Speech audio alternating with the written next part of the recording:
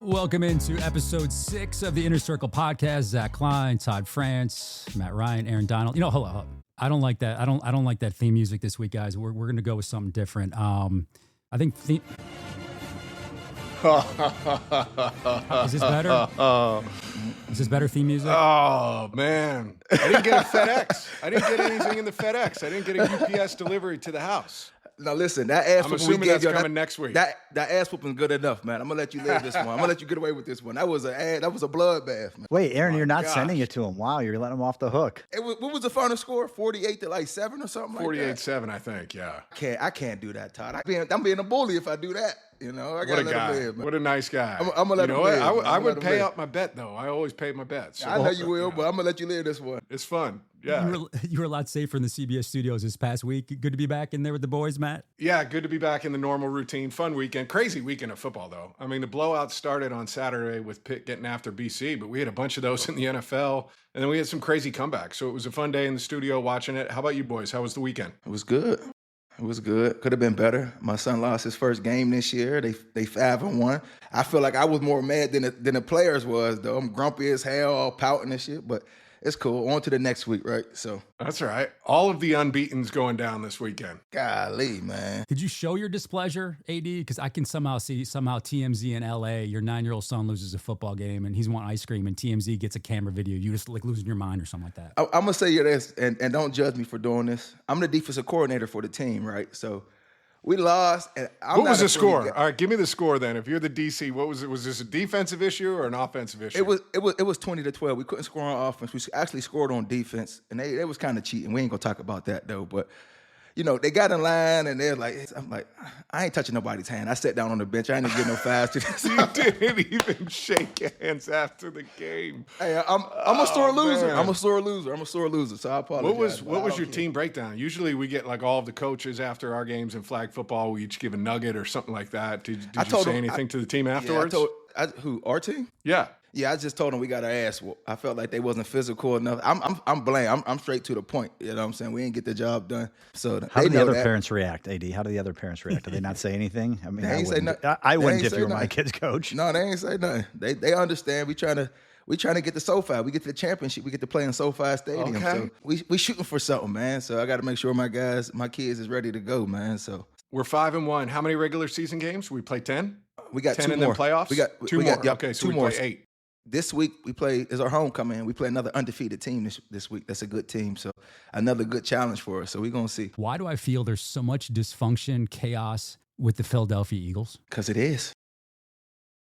There you I go. think it is. I just think there's a lot of. I'm an outsider looking in. I think there's a lot of things going on. I think a lot of guys don't seem like they happy. They seem like there's too much pouting going on, too much tension going on. And in my opinion, to get to where you're trying to get to be the team you want to be, I think that can be a problem, right, inside the locker room. Only from experience, I know you can attest to that too, Matt. As far as like, you know, the pout and the attitude, it don't seem like it's like this right now, in my opinion. What's your thoughts? That's what I'm thinking. Yeah, no, I think, listen, I think in a lot of ways they're a victim of their own success, right? They've had so much success there in the last 2 or 3 years, winning a Super Bowl last year, right? There's an expectation that it's going to look, perfect every week, and that's the standard they set for themselves. So I think from the outside, right, there's this expectation that you should be performing every week, at a championship caliber. And frankly, they have. I mean, they're 4-1, right? It's hard to win in the NFL, and they've found a way to do it. But I agree with the idea. I remember we had a coach in the NFL, Dave Ragone. He's with the Rams now. He coaches with the Rams now. And Rags got up in front of us. I was in my 14th year. I'd never heard it put this way, but he said a coach when he was younger got in front of the team and said, all right, everybody in the room, put your hand up if you'd sign up to be 13-3 and have a chance to go win a Super Bowl at the end of the year. Everybody puts their hand up. And then he said, okay, let me go around the room. Matt, put your hand up if you want to be 13-3, but that means we're going to run the ball 45 times and your stat line is going to be 9 of 12 every game for no touchdowns, one interception, whatever, but that's what it takes for us to win. And then he went around the room and did everybody. And the exercise really was, everybody wants to win when it's on their terms, right? And they're getting theirs. But sometimes it's about giving up your own individual success for the better part of the team in order to win big. And I think there's a bit of that going on right now, right? Like the way that they're built, playing defense the way that they do, the injuries that they have on the offensive line. I feel like there's a conscious effort from the staff on down to play this conservative brand of football to try and manage the game and give themselves an opportunity to win at the end of the game. But that's frustrating to players, right? Because, as much as you want to win, you also want to be a part of that win, right? You want the production to be a part of it. Yep. Yeah, you want your production to be a part of it. And so, I think they're going through a lot of that right now. I think it's an important time in Jalen Hurts' career, right? Like to learn how to manage players around you, learn how to manage their expectations. Like you want wide receivers who want the ball. There's no doubt about that, right? Every good wide receiver I've ever been around has bitched at some point, but you've got to find a way to manage that, right? And you've got to find a way to connect with them and make them feel a part of it and to understand, where we want to go as a football team. Because in my opinion, they need A.J. Brown. They need Devontae Smith. They need Jalen Hurts to play well if they want to go where they want to go. But they need other guys to get healthy. They need that offensive line to be playing a little bit better. And the guy we haven't heard from at all is Saquon Barkley. And his production, his production's been down. I think he had 6 touches or 6 carries in the game on Sunday. So they got a lot going on, but they're good problems to figure out when you're 4-1. I think getting back after it Thursday night, they got quick turnaround going on the Thursday night game against the Giants. How they respond, in my opinion, is going to be really important. Yeah, I think, and they got to establish that run game. They got to get the run game going because that's what they're going to run through that. They got to get it, feed Barkley, keep feeding him the ball. They got to find a way to get that guy more involved. So part of me thinks AD and guys like, and I have this is no sources, no rumors, no anything. Part of me thinks they're kind of saving Saquon a little bit, right? Like keeping the tread off of his tires early in the season, to make sure that he's healthy and fresh for when they get to November, December, right? And as long as they're winning games along the way and positioning themselves to be successful, I think there might be this conscious effort to make sure that he's healthy, right? Because as important as Jalen and AJ and Devontae are, at the end of the day, the reason they won the championship they won last year is because of those other guys, but primarily because of Saquon. At least on the offensive side of the ball. You mentioned AJ. I would love your perspective on this, Matt. This was a play that a lot of people were discussing, this AJ Brown route. I want you to break it down from your perspective. And do you think AJ quit on it? It's a double move, but it looks like he stops. So on YouTube, you're checking him out. There's a move inside, then he slows down and the ball sails him. So from the outside, for someone who never played the game, it looks like if he keeps going full steam, that pass hits him right in the hands, it's a touchdown. Yeah. I mean, and that's what it does look like, right? It looks like you come out, you're running this kind of in-cut, that's double move and pump, and he kind of had to slide inside instead of initially going outside. You see this little inside move right there. You'd like to take it on the outside, and it's usually cleaner, and it times up better when you do that. My thing on this, though, is, I don't know. We don't sit in the meeting rooms, right? We're not in the meeting rooms during the week. A lot of times on these double moves, it's like, hey, we get this one coverage. This is the alert on top of it. So I don't know what was being said in there, but I mean, this is part of it, right? This is how you get out of these slumps. It takes one play like that, right? And give him max effort. You don't know when it's going to happen during the course of the game. So I agree with you. I think it looks bad. And that would be something, I think as a quarterback, you're going back in on Monday. Like I like to do that individually, not out in front of the rest of the team. That's one where you might pull, AJ Brown in and say, hey, listen, man, I know it's been hard. I know we have not been getting you the ball the way we need to. But when we get our opportunities like this, right? Like I at least need you putting your foot on the gas, and I'm going to try and give it a shot right there. So here is AJ after the game when was asked about that play, and I thought it was a good follow-up from the reporter asking him if he slowed down. So take a listen to AJ's response on that play that could have been a touchdown that looked like he came up short. From my point of view, we just missed. It looked like you slowed up on the play. Did you not think the ball was coming your way, or what happened with that? It's not that I didn't think the ball was coming. When I looked up, I didn't see the ball, and I looked back, I didn't see the ball, and then the ball was thrown. So, like I said, we just missed. So he said it was missed. He said he did not communicate with your quarterback. And Matt, moments ago, you said that would have been the first thing you did, at least on a Monday. But if that happens in the middle of a game, are you going to your wide receiver and say, listen, I thought we had that open here. I saw something, work with me here? Yeah, probably. At least from my perspective, I think that's, hey, what happened? And listen, Zach, I was always like with my guys, I always felt like during the week I was harder on them than during the game, right? Because like AD, I think you can speak to this. Like it's hard. It's hard, on Sunday afternoons going out there. There's a lot of moving parts, right? And I always 100%. felt like you got to champion your teammates on Sundays, right? And you got to be in it together, and you got to pump them up. But for sure, in a situation like that, I'd be looking for feedback. Like, hey, what did I miss? Did it come out too late? What happened? Just give me an idea of what happened, because if it comes up again, that's the key, is making sure that if it comes up again, we're on the same page. It's not to go back and nitpick, what happened prior to it. We didn't make the play, right? And so going back and trying to find out on the sideline, hey, if that comes up again, here's what I'm expecting. Even if you don't see it right away, dig through it. I'm going to put that ball out there deep, just run underneath it. I think that's what I would have done in that situation. I'll say this on his response, though. I think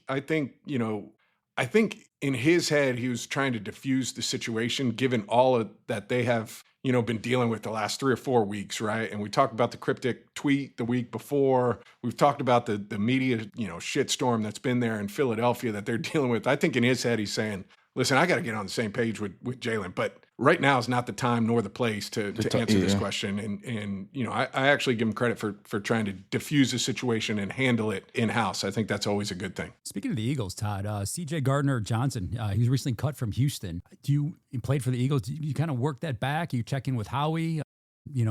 What's it like as an agent trying to get him back in the fold? I mean, first of all, you want to know what happened in Houston before you do anything. Like what went wrong from the player's perspective. Obviously, you already know that, but from the team side, what happened?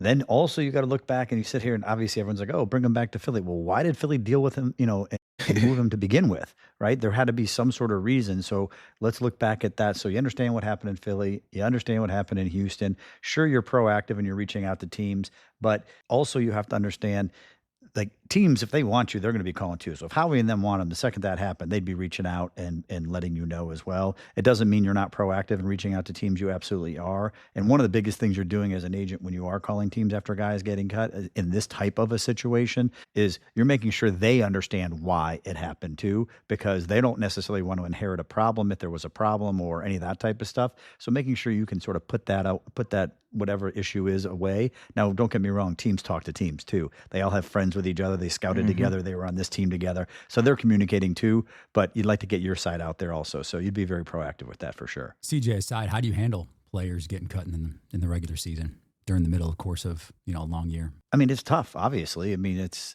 a very tough situation, and it's tough for the guys that are getting cut and elevated on practice squads and then, claimed to another team and then they're whacked a couple weeks later. I mean, it's a tough life to do and to stay positive and to stay motivated. And the average person doesn't realize that because they're focused on, the upper echelon player or the starter and the big money guys. I don't know if the average NFL career, like I used to see, it was like 3.2 years in the league, but it's very difficult. I mean, you're moving to a whole new city if you have a family, and then you're like renting an apartment or you're living in a hotel, learning a new playbook, hoping you get an opportunity. So it's a lot. So you just got to be there for your guy and keep their head on, because if that opportunity does come calling and you're not ready, that would be even more frustrating than anything else. Yeah, I think too, Todd, like I don't think enough people realize the amount of transactions that go on in that bottom, I don't want to say the bottom third of the roster, but roster spots, 40 to whatever it is, 68, 69 with the practice squad, right? The turnover in that bottom third of the roster, it's almost like every other week, right? You've got new guys coming in and all the time.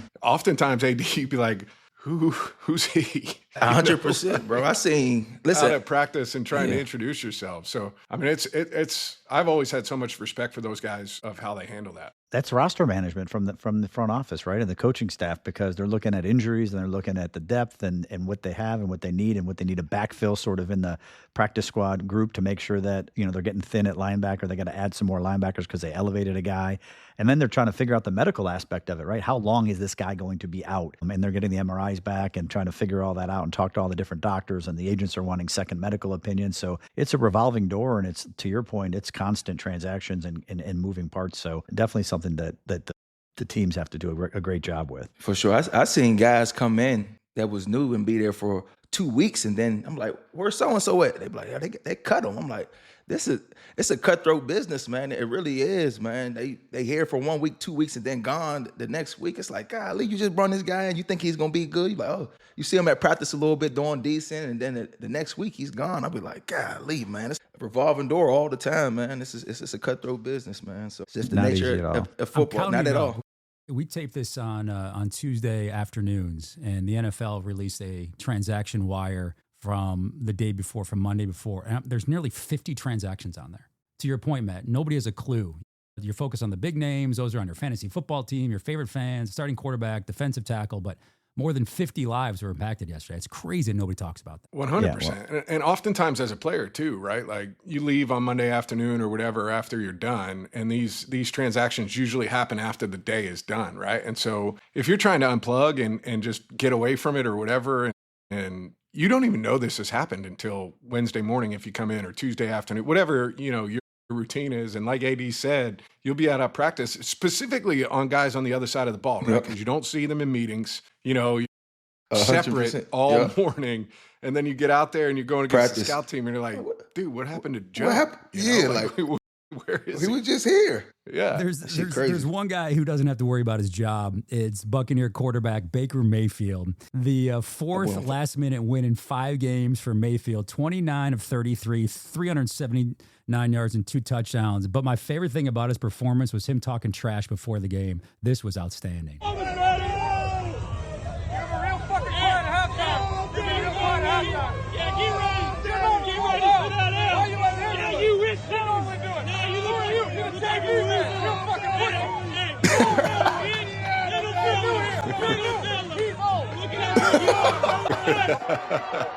You still suck! You still suck! You still suck! So a fantastic video of Baker talking trash. I don't want to repeat many of the things he said, but he was having some fun in the tunnel before the game. And then as he was going away, he was waving to the guys. AD, you played up there a lot. I was about to say that. A lot. I know exactly where you're standing, coming out of that tunnel, and there is that guy on the right. The same guy all the damn time. I love that Baker was like, "You're new here." He's like, "You're new here. You're old. I know you, but you're new here." I like that part. Like that. I know the exact guy he's talking about. That's talking shit. I do too, right because I had some words for him before, and after the game, we whooped their ass. I looked like, "What's all that shit you was saying? Huh? What was that?" He's like, "Okay, my bad, Aaron, my bad." So that's funny because I know Seattle really well, and I know exactly who he's bumping his gums at that time, right there at that entrance about that tunnel, man. So it just brought back some funny memories for me, man. So AD, I've never been in the tunnel with you, but like pregame, if that guy's chirping at you, what are you going? Are you one of the guys going back at him? I might say a few words, or I might look at him and smile, and I'll be like, "Watch this." Yeah. And then after I have a big game, I come back over to like, "Hey, what's all that shit you were saying again? I just had 3 sacks." He's like, "My bad, AD. I'm gonna shut my mouth next time." So it's like, you just follow up with him afterwards. Yeah, just follow up. I wasn't going over the top with him. I might smile at him, but like, "All right, watch this. It's gonna be one of them days." And every time you make a big play, you look over where he's at and you just point. Hey, motherfucker, what was all that you was saying? You know. So it's little stuff like that. I used to love when guys would start doing that in the tunnel, like yelling at somebody. For me, it always like broke up the tension, because that's like an awkward time before you're coming out. Some guys are like in their headspace where they're like you, like barking at people, doing stuff like that. But I would start laughing, when you're here, especially if somebody gets creative. Like Baker was pretty good going back at him. He did good. Yeah, it wasn't just like the F you. It was intelligent. I like that from Baker. And I like playing in environments like that. I always say, I feed off that. I'm like, oh yeah, they hate us. Let's make them hate us even more. We're whooping their ass today. So you feed off that type of energy from the crowd too, man. It is a great place to play. It's a great place to play. It is. Don't cross the line. Have fun with it like that fan was. Have fun with it like Baker was. Remember that interaction after the game. And then whether Baker was coming out on top talking trash or that fan was, they were going to connect after the game and have some fun there. I love that the fan at the end was like, "You still suck." Like, what? That's the best you got? He's mad. That's all you can say when you're mad. You ain't got much to say. You still suck. Speaking of Baker, Todd, should they get a deal done with him right now? I'm not going to speak necessarily on Baker directly, but a quarterback in a situation like that. Yes.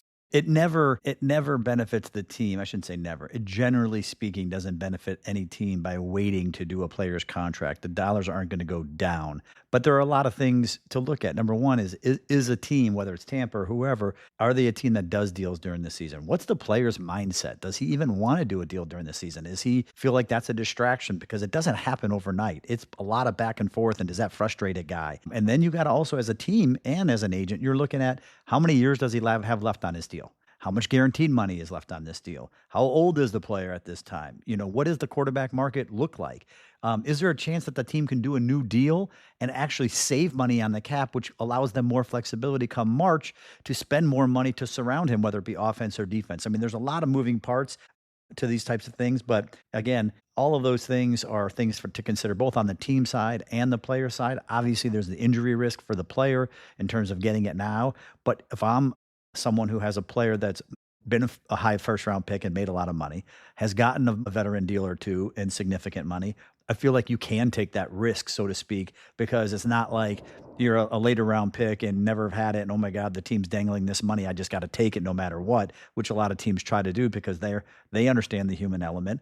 So again, I never benefit a team for waiting, in my opinion, but a lot of things go into it for sure. I think the pushback though of like waiting and trying to get the number bigger, at least from my perspective, is like as a veteran player, I'd be saying this right to Todd. I'd be like, listen, man, I don't want to go anywhere else. Yeah. Right? Like I know the situation I'm in. I know the coaching staff I'm with. I know the players I'm with, right? Like, so just get and it I done. would be telling you, hey, that conversation is definitely between me and you. Okay.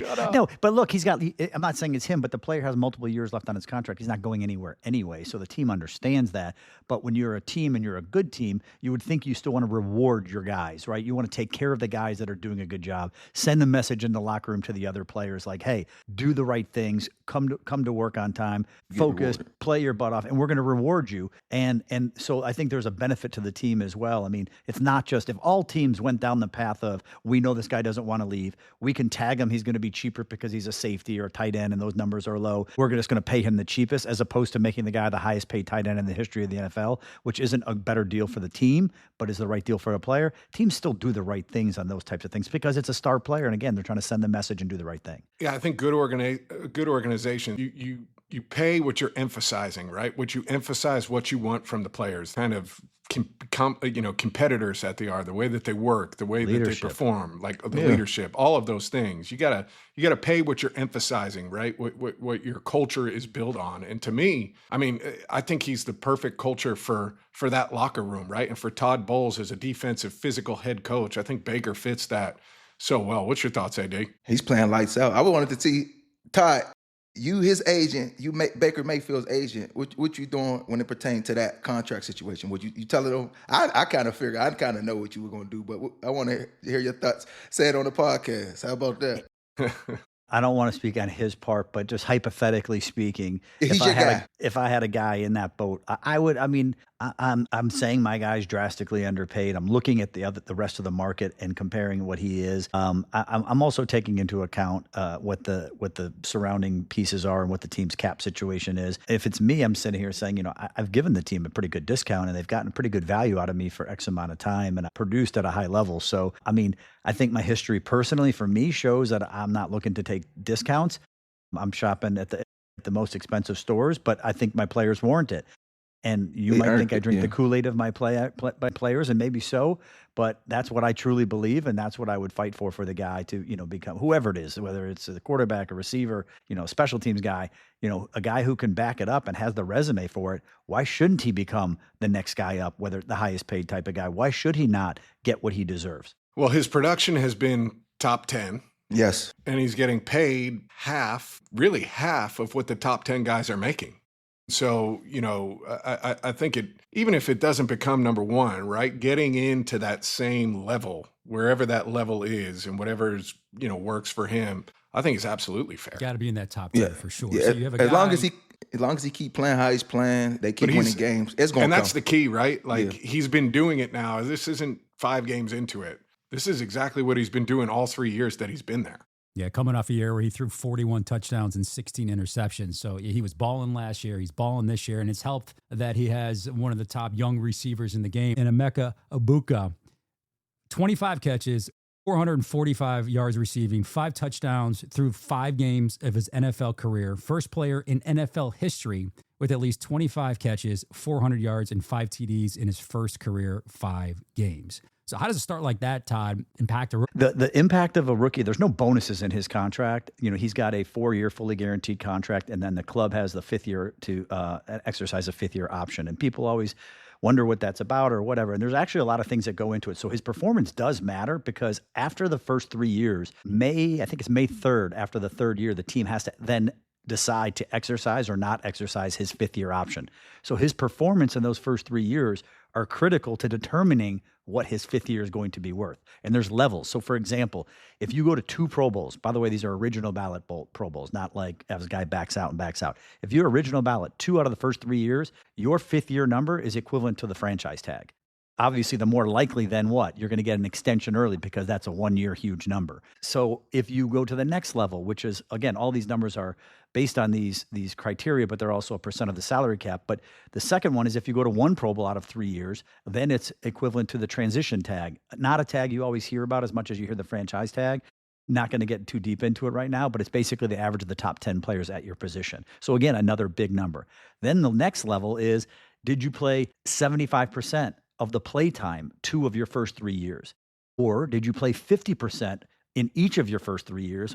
Or did you play a cumulative 75% over the first 3 years? And that number is, I think, the average salary between the 3rd highest paid at your position and the 20th highest paid player at your position. And then number 4 is none of the above. And again, you might think, well, hey, they would never exercise a guy if he didn't hit one of those types of things. Yes, usually you're correct. But like Jordan Love, for example, a backup quarterback, they did, that's a different unique circumstance, right? But I will tell you that the 4th one is if you hit none of those, it's the equivalent of, I think, the 3rd highest paid at your position to the 25th highest paid at your position. So again, it goes a little bit lower. So does it impact his performance, his rookie year and second year? Does that impact his contract? Not directly with bonuses, but 1,000% what your 5th year is going to be. And obviously the higher that 5th year is going to be, the more likely you are potentially to get an extension early and all that. So yeah, there's a lot of moving parts with it. I feel like the roundabout way of saying that is, yes, your performance matters, but the money ain't changing for 4 years. Yeah. Correct. Yeah, for sure. But if you keep playing like you playing, that's going to come.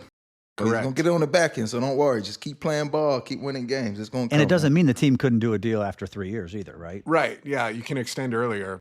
Listen, it comes back to all the more reason if you're Baker Mayfield, you want to stay, right? Mm-hmm. Because you've got this young, emerging talent in Ibuka. Yes. You've got Mike Evans, who's out right now with a hamstring. You got Chris Godwin, who's coming back. You've got all of these pieces to 2 running backs. Like, if I'm Baker, no state Todd's tax. getting pissed at me, but I'm saying, just get it done. It doesn't have to, it doesn't have to be crazy. Let's keep everybody in the building. Yeah. Let's make sure everybody's eating. Because you want to win still. You don't want to 100%, especially at that point in his career. Let's find a way to make the contract, the structure, so everybody can still come back and everybody be happy. And you do realize you take discounts, it affects the next quarterback up too, right? Because the next team is saying, well, this guy performed at this level, but he only made I'm not X. saying discount. I'm just saying it doesn't have to. Good. It doesn't have to be 5%, a 5% raise on whatever. Yeah, we don't need to get into the specifics, but and the team will use the no state tax also benefit to him and all that type of stuff, which is true value and stuff. But yeah, no, you want him to be compensated fairly for sure. Yeah, fair is in the beauty. That's in the eye of the beholder. Like I think it's fair and you think it's fair could be 2 different things. While Baker and the Bucs are balling, man. Hey, what about? Can we just before you move on, Zach? Let's give Sam Darnold a shout out too. All right, because watching that ball game, he played a hell of a game. I know he had the interception at the end of it, but Sam just basically signed the Baker Mayfield deal that he did 3 years ago, right? And he did that with Seattle. And the early, feedback and the early kind of signs are that it's going to be very much the same as what Baker did, finding the right situation for him, going out there and playing. And, I thought that was the game of the week. It might be the game of the year, watching it, the back and forth in that ball game. It was awesome. So shout out to Sam too. Shout out to them. But I like a defense though, man. I don't think it was a lot of good defense going on this week. I was like, God, what a defense at, man. That's just making me mad. But God, good shit to the quarterbacks, I guess. That's right. Pains you to do that. It pains me to bring this up. Okay. Because for the second time in as many weeks, we had a player drop the ball right before he went in the end zone. A week ago, gents, it was A.D. Mitchell. Now it's Arizona's Amari DeMercado. It would have been a 72-yard touchdown. It would have put the Arizona Cardinals up 27-6 with about 12 minutes to go. How demoralizing is this if he was your teammate? And what do you say to him? I mean, AD, you start on this one. So, Ali, I will say this. That was the game changer. That changed the whole momentum of the game when the Titans got the ball back after that. I think they kind of took it over from there. Only thing you can say to it, guys, like, you kind of keep them in the game. Like, you owe us. You got to make that play up. Stay inside the game. We still got a lot of football left. Stay in tune. But, like, golly, I think before every week, I don't know how y'all did it, Matt. You have your team meetings. You break down the good plays and the bad plays of the NFL of the week, right? You got plays like probably the Colts with the same type of concept that happened from other teams around the league. And you watch around that the league. And everybody like, oh, he's dumb as hell, ha, ha, ha, laughing at it. And then you become the guy to follow the next week to do the same thing. It's like the little things, man. It's like just run through all the way through and then celebrate, right? Well, it's like that beautiful run. You fumbled that ball in the back of the end zone, and it changed the whole momentum of the game. After that, the Titans took over. I think on defense, the D-line started rushing, getting after, Murray, making them uncomfortable, making them make big decisions, and they just took over the game from there. I think it changed momentum of the game, but the only thing you can try to say to your guy is stay in tune, keep playing. You got to make that play up for us. That was some bullshit, but we're going to make it up, so stay in tune. But I don't know, man. That's crazy. If you see your coach, like you come off the sideline, you see coach obviously going ballistic on him. Yeah. I think I think he apologized for it yesterday. He did. In his Monday conference. What do you do? I mean, you still have game left. You need this guy. Like, are you saying anything to him individually after coach,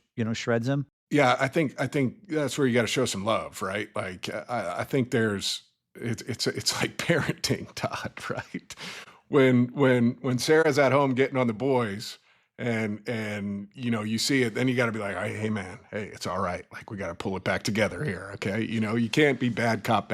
And so I think in these situations, you like AD is saying, you got to get them back into a space where you can still compete in that game. They were still up, right? And then that game was wild, right? Tennessee needed so many different things. They had that crazy interception that was fumbled, that's returned for the touchdown, right? Football like ridiculous plays. Yeah, football guys was on their side. They was on their side for sure.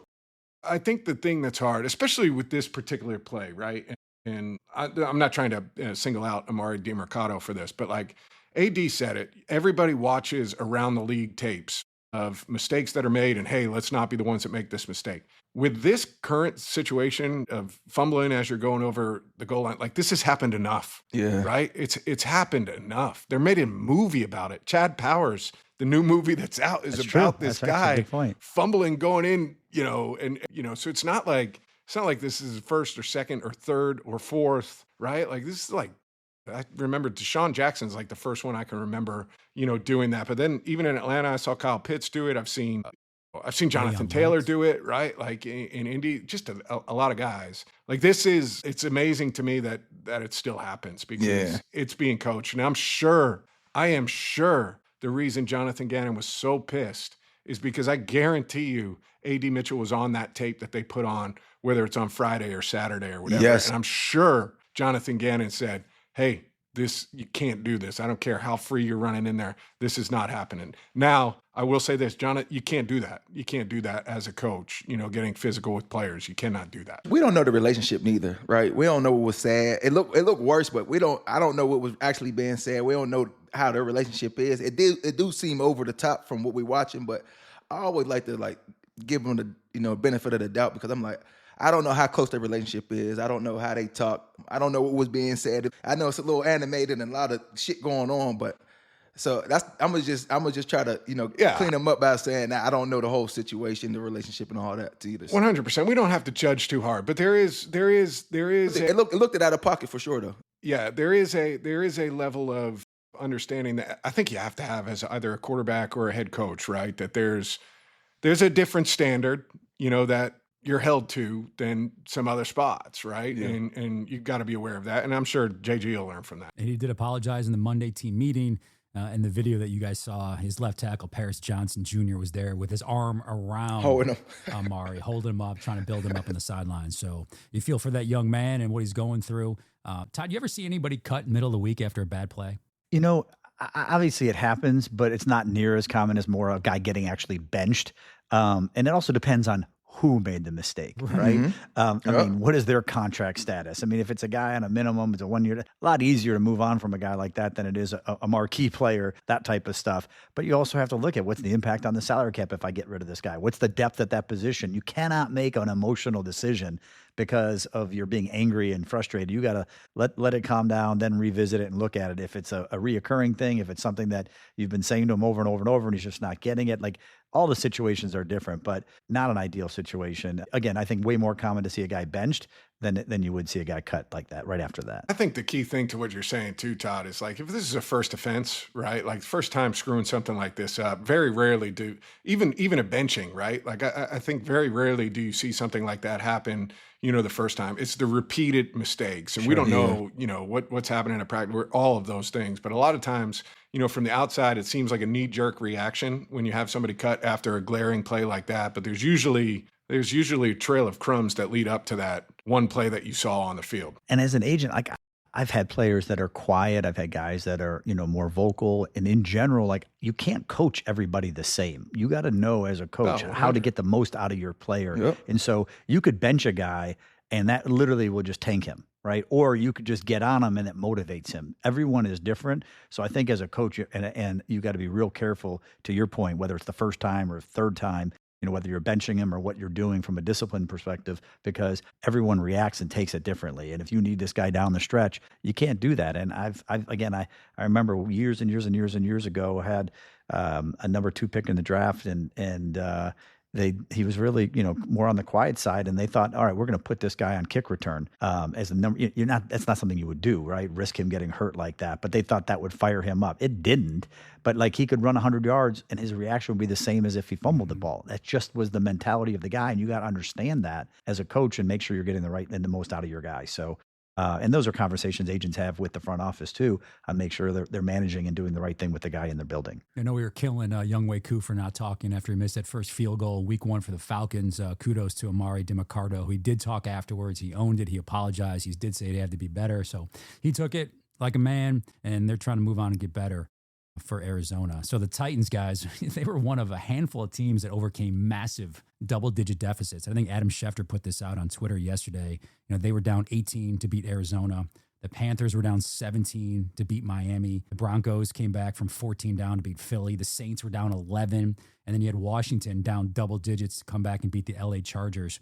So Matt, I want to start with you. When you're down double digits, what's the key? Is it up tempo? Is it no huddle? I know it's time and place. If you're down double digits in the second quarter, different from double digits in the fourth. But does your attitude philosophy kind of, all right, we got let's go. Let's jump on the gas a little bit here? Yeah, I think you hit it on the head, right? It's situation dependent. I look at the Commanders game. You talk about coming back from 10. They were down 10 early, right? And didn't kind of get out of what their normal game plan is. Mm-hmm.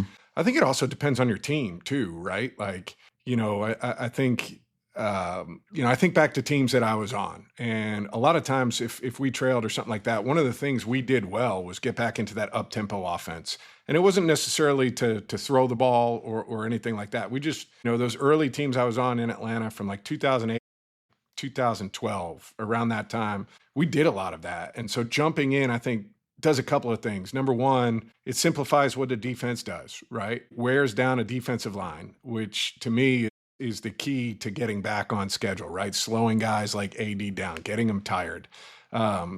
Just keeping them on the field or keeping AD off the field when he's off the field, right? Jumping into that up tempo. I think that's one thing you can do. But I've also been a part of teams, at different times in my career where, like, I think back to the Kyle Shanahan teams I was on or Steve Sarkisian, where we ran the football really, really well. And it was like, hey, we don't need to jump into that. Like, let's stick with our plan. Let's keep running the football. We're going to, chip away at this. We're going to get ourselves back into it. But I think it's all situation dependent and team dependent. But, it was wild. I feel like last weekend was blowouts or comebacks, right? The only like back and forth game I remember seeing the entire game was that Bucs Seattle game. We had these blowouts or we had these like crazy comebacks. You also need some balls to bounce your way. And we look at like the Titans. I was on that halftime. They were on CBS and talking about the Titans, and I said, listen, at this point, you're not sure if you're going to win this game. They just need something positive to happen, right? Like building for this team. So like, let's just stack a couple completions or something like that. You never know how the game's going to shake out. And so you just have to keep going at it. And, sometimes it just takes the ball bouncing your way or somebody making a mistake like they did running into the end zone to get you back on track. So like, just in general for people who listen and that don't necessarily know, when you're on the sideline after you come off and the coaches have, whether it's paper and you're flipping through it or iPads, are those still shots? Are they videos? And how much does that truly help you in the game in itself with making adjustments? And then also communication in your headset, needing an OC or whoever's calling the plays to still stay, calm and all that type of stuff. Or does a sense of urgency change? And how does that all work, in games of where like it's not going well and we need to turn things around? All right. So it's a two-part question. The first part, let's talk about, the iPads on the sideline. You're getting still shots, right? And so you get the first shot, which is right before the ball snapped. And then I can't remember the exact timing of the second shot. It's like a second or 1.2 seconds after the ball snapped. So you get this first picture of what it looked like as the ball was being snapped. And then you get this second shot of maybe, 1.3 seconds into this play. And it's showing just a still shot of what the coverage might look like or who blitzed on that one. And really, you're just taking a peek to say, okay, is that exactly what I thought it was? Or were they doing something that I wasn't sure? What was that? It's just confirmation, and you start to learn from it throughout the game. Hey, if they line up in this front, these are the two things they're showing this game, right? And so I know the next time I come back to it, maybe I'll make an adjustment in protection or check something in the run game or alert or signal something in the pass game to get a different route concept. Part two is the communication, and every coordinator is different. But I immediately thought of, when you asked that question, does their tone and temper and like all of that stuff matter? So I remember when I played for Kyle Shanahan, the 2 years he was in Atlanta, he was really good on the headset. I mean, he would fire it off fast. It would come in, right? And he wouldn't say that much. He'd be like, good throw, whatever, on to the next play. But like, I always knew when he was pissed, if I like got sacked on a second down and it ended up being like third and long, he'd come in, he'd be like, fuck it. Run H42 draw. It was like the most disrespectful thing. You're not even going to get a chance to throw it again. Run 40 paint. Fuck it, go. And you'd be sitting in there and you could just see his face doing it. And I would kind of laugh in the huddle or whatever. And then you talk to him on there. And that was kind of his tick or like his thing. And I'm sure Brock Purdy and Mac Jones still catch that once in a while out in San Francisco. And you can talk back to him too? No, they can't hear you. So under your breath, you're like, screw you, dude. You, like, yeah. Yeah, exactly. So you be in the huddle saying stuff and they'd be like, you talking to me? No, man, I'm talking to the OC. So did every part of you want to go, check, even though you were checking out of absolutely nothing, just to throw a pass play, just to piss him off a little bit? When it's like 3rd and 18, you're like, he's probably right. Screen draw. Yeah, exactly. I probably should hand this one off, get over to the sideline. Yeah, for sure. Give us an example. How long of a play? Like is it a quick, like that H14 or whatever you said draw? That was really quick. But is it give a long one? Yeah, gun double right H4 or gun double. I think with them it was like gun double right 40 paint. That was like our draw series. But like a typical play from them, they were long calls. He and AD, they're probably the same. Sean's similar type system. Yeah, I couldn't even tell you what they said. He told me. Exactly. I heard some of them shits. I'm like, y'all got that. Just give me. I just always remember it'd be like scatter to west right, zoom Z right, 19 Wanda, can, 18 force, alert, whatever alert pass play we had at that time. Wait, what? Yeah, way too much. Crazy. Exactly. Ain't that crazy? Scatter to west right, zoom Z right, 19 Wanda, can, 18 force, alert, whatever. Scat 322 Y stick lion. That's all one thing? That's why they get paid the big bucks. All that shit they need to know. That's right, Todd. That shit crazy. I know you don't think so, but I was really, really smart, Todd. No, I know you were. I know you were smart. I know you're smart. That's unbelievable. I just know I'd be running all over the field in every which way if that was me. I'd be like, no idea where to go. On the flip side, AD, what would a huddle be like when Leonard Floyd or one of the linebackers called the play in the defensive huddle? Over, cover 3. Exactly. That's it. That's what I'm saying. He got that on the offensive side. Just give me what I need to do. And I look to the sidelines, look at the games. If I don't like the games, I'm like this. I tell them what game I want to run, or I call the games out there for my D-line, but that's it. If it's a goal front, you got your jet fronts is basic shit. 1 word, 2 word stuff. I ain't no Z Black 26 pass, check the screen. Ain't none of that. Not at all. We would always have these code words, right? And it changed in the NFL where I think it was either the guard or center, whoever had a microphone that they have to put on the back. So that's why when you watch the TV copies, you can hear the quarterback's audio like clear as day. And so, all of your code words that you had at the line of scrimmage, right? Teams, I'm sure defenses would go back and watch and you listen to these, code words and like all of this stuff. And so every week we're coming in and like, man, they know our code words. We have to switch it. We have to switch it. We have to switch it. And I remember Roddy White being like, man, don't give them credit on defense. They don't know what they're talking. Like, they don't know what our code words are. Like, fuck them. Let's don't worry about it. And so, yeah, it was defense got it easy, man. Don't give them too much credit. They know their scheme. They know what to do. It's read and react. In meetings, we watch. You hear the cut ups of what they saying. If you can't hear it, you watch their signals. They might be a check. He might do this. Or whatever the signal is, you trying to pick it up for the DBs, and they call out what the routes is going to be and stuff like that. So they practice all that shit.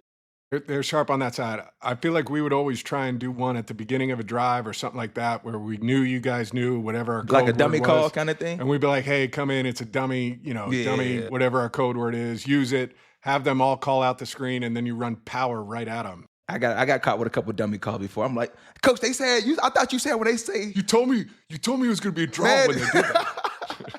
Nope, dummy calls. Boom.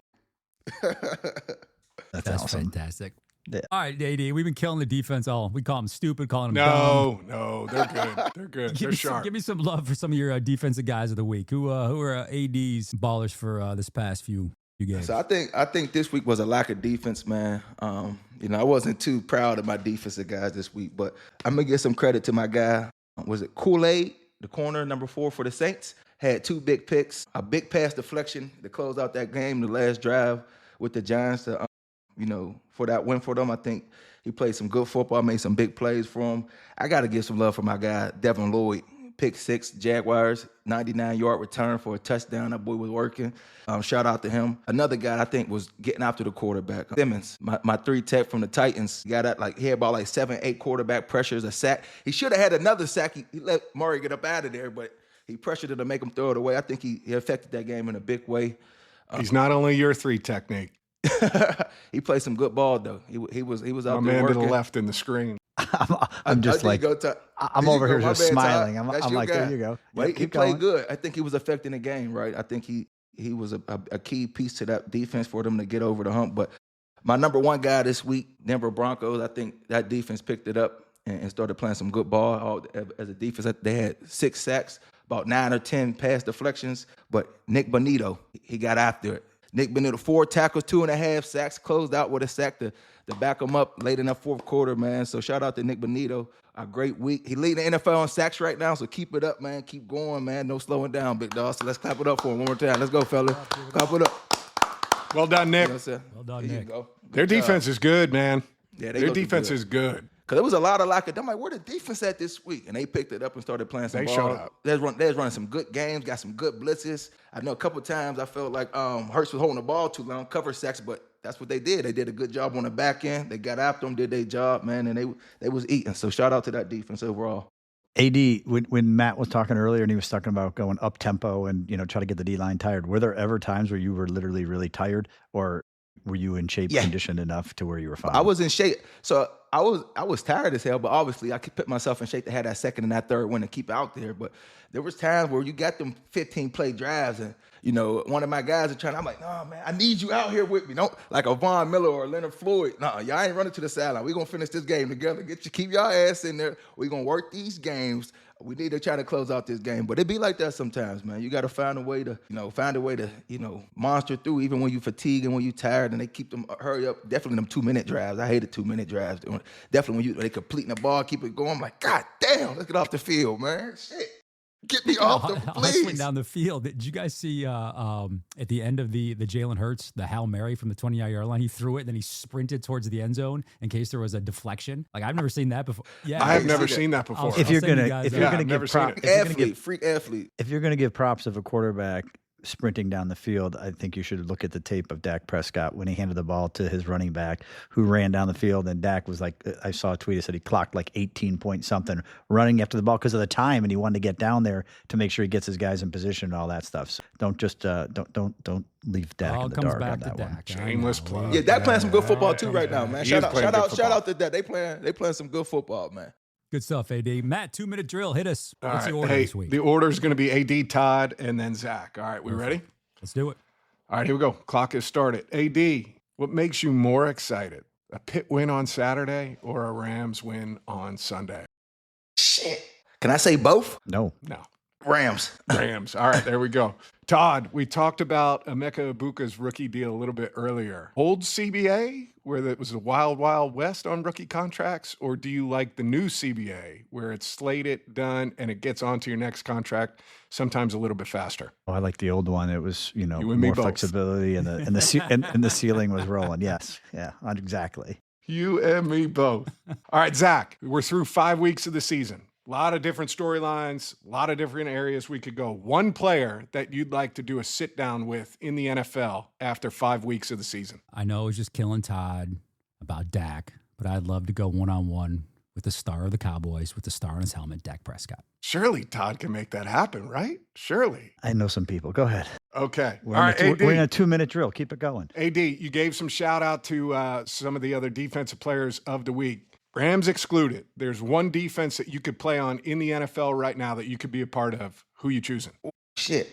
Great question. Damn. I would say Burning Denver. clock here. Denver. Denver. All right, Todd, if you could represent players in one other sport outside of football, what sport would you choose to represent? Basketball.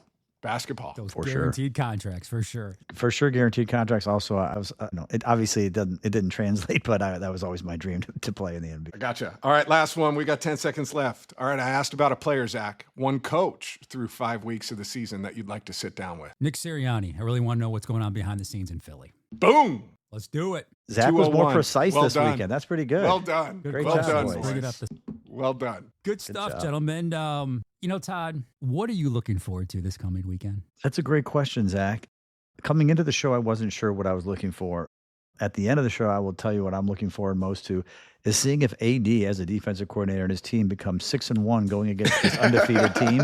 I won't necessarily see it, but I will call him and get the skinny and find out how he did. So that's what I'm looking for. So you got 5-1 AD as a defensive coordinator. You got Matt's flag football team struggling. They're winless. Don't talk about our record. Keep our record out your mouth, Zach. What's the record? Keep our record out your mouth. I think it should be a little bit of maybe we get Matt as the OC, we got Aaron as the DC, and we have like this super team come together. East Coast, Let's go. West Coast. I'll do their contract. Zach will do the post-game media. It'll be a perfect Fine. situation. We got a super team right here. Good. AD, We what are you don't looking score forward points. to? I don't think anybody wants me as their OC. No, you score some We're not points. scoring points Wait. yet. We might need some personnel changes. Right. And that was my bad. I always protect my sources. I think I leaked that they were winless on the air, but we can always edit that out of the conversation. AD, No, what you're are you looking good. forward to this weekend? Some better defensive play, man. I'm looking for some defenses to step up, play some better football, man. Oh, are we So I'm talking just- the NFL or are we talking your NFL. football too? Okay, NFL. okay, NFL. I don't want to talk about my kids like that, man. We locked in, man. We good. But just a better defensive play in the league, man. So Matt, what you got cooking? You know what? I think San Francisco Tampa Bay game, 4:25. It's the second part of our doubleheader on CBS. I think that's the game of the week. I think it's going to be really good. Also looking forward to the Sunday night game, Detroit at Kansas City. Kansas City going to be a little hungry after that loss against Jacksonville. Detroit's rolling. So looking forward to those late window games on Sunday. Going to be fun to watch. How about you, Zach? I'm with you. Lions, Chiefs, Sunday Night Football is the one I'm looking to in the league. And then, How about the Monday nighter for the Falcons? Yeah, Buffalo. Yeah. Yes. I'm looking forward to see Josh Allen in Atlanta. But before we get to that, heading off to Auburn, Alabama, Jordan-Hare Stadium. Never been there before. The 130th edition of the Deep South's oldest rivalry. So looking for some college football, fun weekend, a lot of stuff cooking, gentlemen. So we leave with our fight song for one final time for the next 364 days. Congratulations, AD. Coming for you next year, AD. We're coming. I didn't want to be like a bully, Todd. I don't want to seem like a bully, No. man. That's a bet, AD. We will have a future 2-minute drill with Matt wearing that helmet. I'm just calling it. That's right. That's right. I will do it. I'll do it. I'll live up to it. Matt, I think AD just wants you to pay the FedEx charge if we're really getting down to it. Okay, no, I can cover that too. No problem. Good stuff. Matt Ryan, Aaron Donald, Todd France. Much love, gentlemen. Enjoy the weekend. We'll see you next week, everybody, on the Inner Circle Pod.